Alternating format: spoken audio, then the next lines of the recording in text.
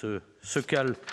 Monsieur le président, mes chers collègues, pour la troisième année consécutive, la région a choisi de rendre compte de son activité et de sa contribution à la mise en œuvre d'un développement durable dans le cadre d'un rapport unique. Bien plus qu'un exercice de style, ce rapport illustre concrètement et de façon chiffrée comment, dans le cadre de chacune de ces politiques, de ces actions conduites sur les territoires, mais aussi en son sein, notre institution contribue à un développement et une écologie positive, opérationnelle et mesurable. S'il n'est pas utile de revenir en détail sur chacun des éléments évoqués dans ce rapport, il paraît pertinent de souligner une nouvelle fois l'effort entrepris par notre collectivité durant la crise du Covid. On peut rappeler que le développement durable, c'est à la fois un développement économique, social et environnemental.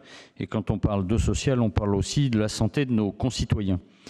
Ce principe, sur le plan sanitaire, notre action a été soucieuse d'un principe d'équilibre et également de durabilité. On se serait évidemment tous bien passés de cet épisode que nous traversons depuis mars 2020, mais force est de constater que la région a révélé toute sa dimension et sa présence dans cette période, capable de protéger ses concitoyens au sens premier du terme, notamment en ce qui concerne la fourniture de matériel médical en tout genre, mais également lorsqu'il s'est agi d'assurer au tissu économique une pérennité, disons-le, avec un plan de relance que nous avons voté en préparant un avenir.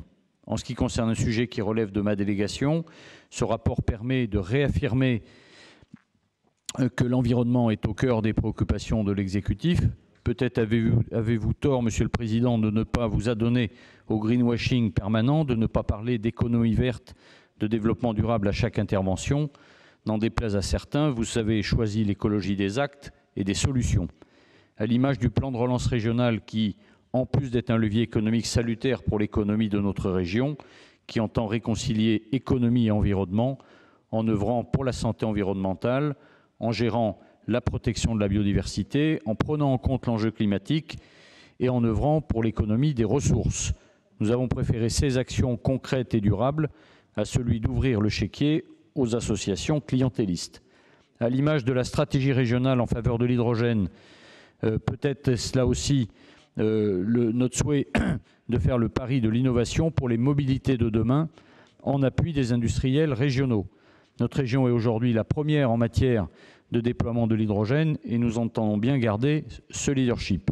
Il aurait été, à l'image aussi de la politique entreprise en faveur de l'amélioration de la qualité de l'air, les habitants de la vallée de l'Arve, de Valence ou du bassin genevois ne sont pas insensibles aux actions concrètes mises en place. Enfin, comment ne pas évoquer aussi les agriculteurs et le budget conséquent destiné à la lutte contre le changement climatique et à notre réponse, notamment sur les cas de sécheresse ou de gel. Certains de nos collègues auraient sans doute préféré que vous vous joigniez à eux dans le dénigrement systématique de nos agriculteurs. Ce n'est pas notre souhait, ce n'est pas notre politique. Soyez rassurés aussi, votre tort sera aussi celui de ne pas sombrer dans l'indignation facile et démagogue. Le travail, l'innovation, l'accompagnement, l'alliance de la lutte contre le dérèglement climatique et la protection des publics fragiles sont radicalement nos valeurs, partagées par les élus de la majorité. Nous laissons le dogmatisme et la rente de situation à d'autres. Merci beaucoup, Madame.